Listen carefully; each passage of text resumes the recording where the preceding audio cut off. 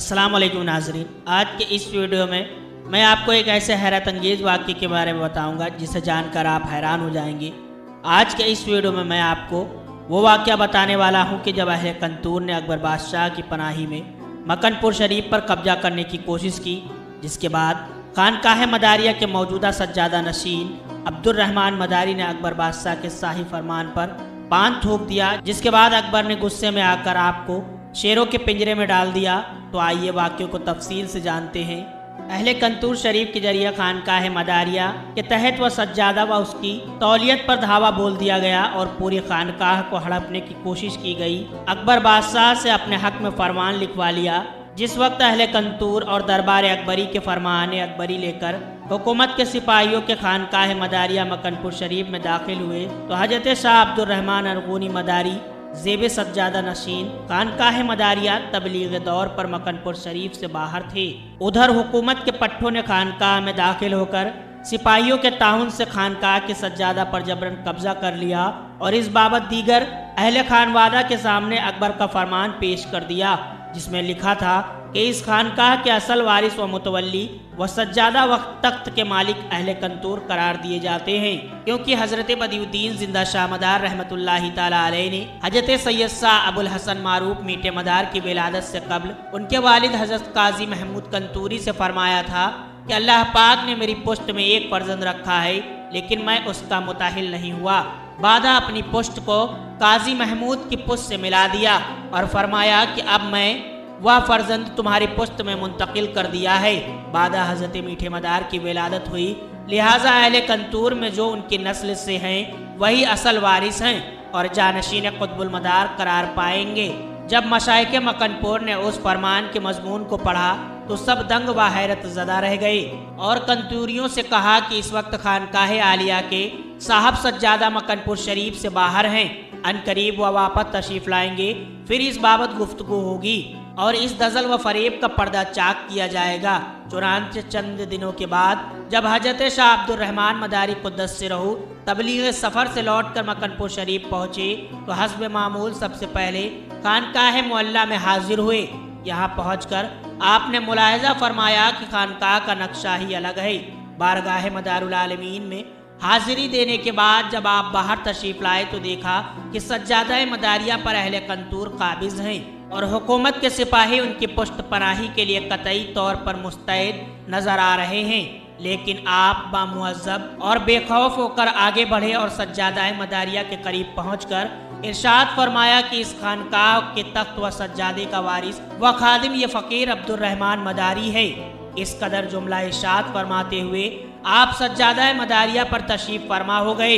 बादा एक अकबरी नुमाइंदे ने आपके सामने वही शाही फरमान पेश कर दिया, जिसमें दज़ल व फरेब से काम लेते हुए खानकाह मुअल्ला को हड़पने का पूरा इंतज़ाम किया गया था।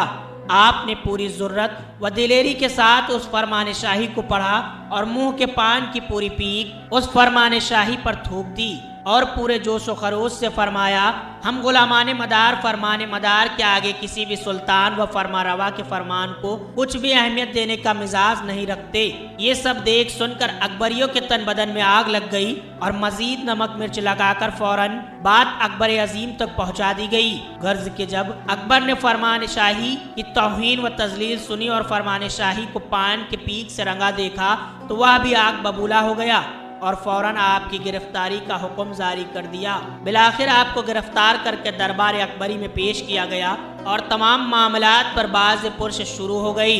आपने उसी जोश व तमतराकियत के साथ दरबार अकबरी में भी तकरीर की और उस फरेब कारी की धज्जियां उड़ा दी और कहा कि शहंशाह हिंदुस्तान, मुझे इस बात से इनकार नहीं कि इस वक्त हिंदुस्तान तुम्हारी हुकूमत के ज़ेर नगी है, लेकिन अगर तुमने ये समझ लिया है कि अब तुम्हारी हुकूमत के मुदाखलत दीन व मराकज़ दीन चलेंगी तो ये याद रखो कि यह सिर्फ तुम्हारी अपनी सोच है, हकीकत से उसका कोई ताल्लुक नहीं है।